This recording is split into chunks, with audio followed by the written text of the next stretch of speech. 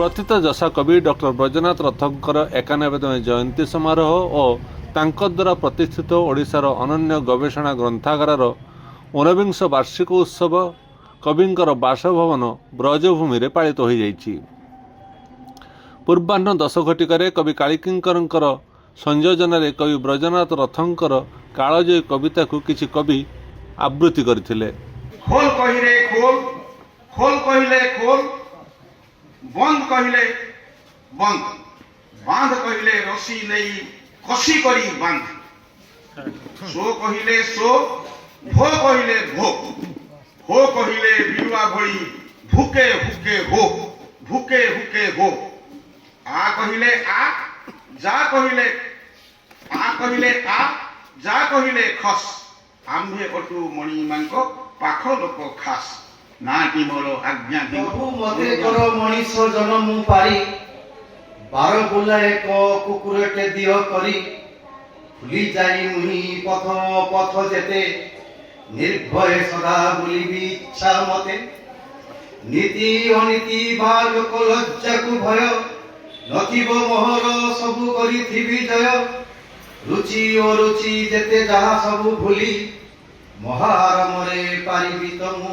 बुली, विराट भूल मो करिछि मनीष होई, निउ छुणा पणे केही की मोर सरी नाही, जगत कुआरे मु एक श्रेष्ठ जीव, मोठारु की केही एते हिरी मानथि नदेले आसी ठिकना जागारे कलम मुनरे पेड़ काल देखी दिए देउसी, फाइल चासी हो फाइल चासी। दिन 11टारे कवि ब्रजनाथ रथ फाउंडेशन ट्रस्ट मुख्य ट्रस्टी पुष्पलता देवी तरफ विशिष्ट गवेषिका डॉक्टर निवेदिता महांती सभापतित्व में मुख्य अतिथि भाव में विशिष्ट गवेषक और लेखक श्रीकांचन पात्र जोग देते। प्रारंभ में मनस्विनी देवी रचनारू स्वागत संगीत परिवेषण करते पूर्णिमा।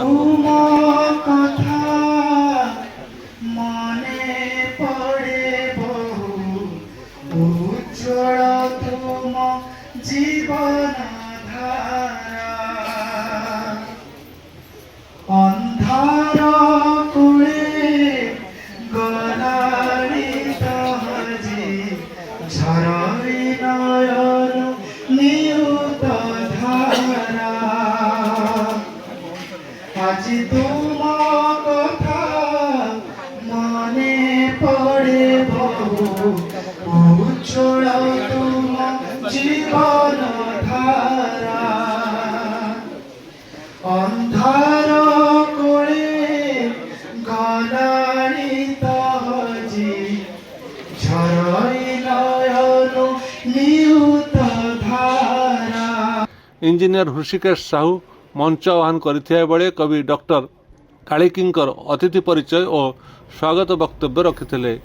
एही अवसर में त्रैमासिक साहित्य पत्रिका स्वप्नदीपर तृतीय वर्षर द्वितीय संख्या सह कवि तथा लेखक डॉक्टर कालिकिंकर सप्तम गल्प संकलन बोझ बाहक माने और चतुर्थ शिशु कविता संकलन ममतारे बंधा सारा दुनिया को अतिथि माने उन्मोचन करथिले।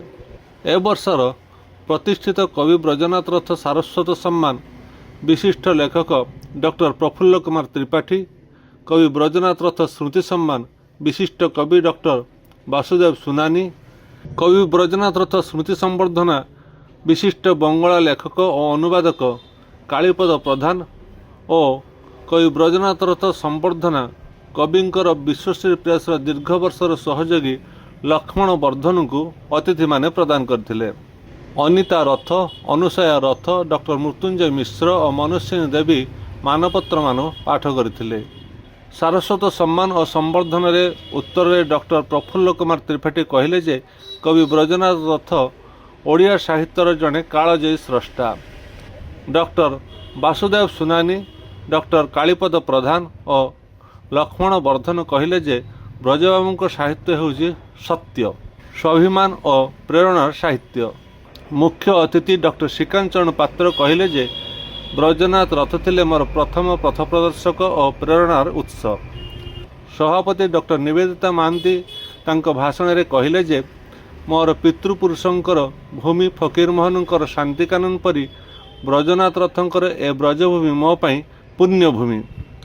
विश्वतरा ओडिया गवेषणा ग्रंथगार प्रतिष्ठा करी कवि ओडिया साहित्य जगत में एक दिगबारिणी सृष्टि करिसेंति। शेषे कविंकर कनिष्ठ पुत्र ब्रह्मनाथ रथ समस्त को धन्यवाद अर्पण करथिले।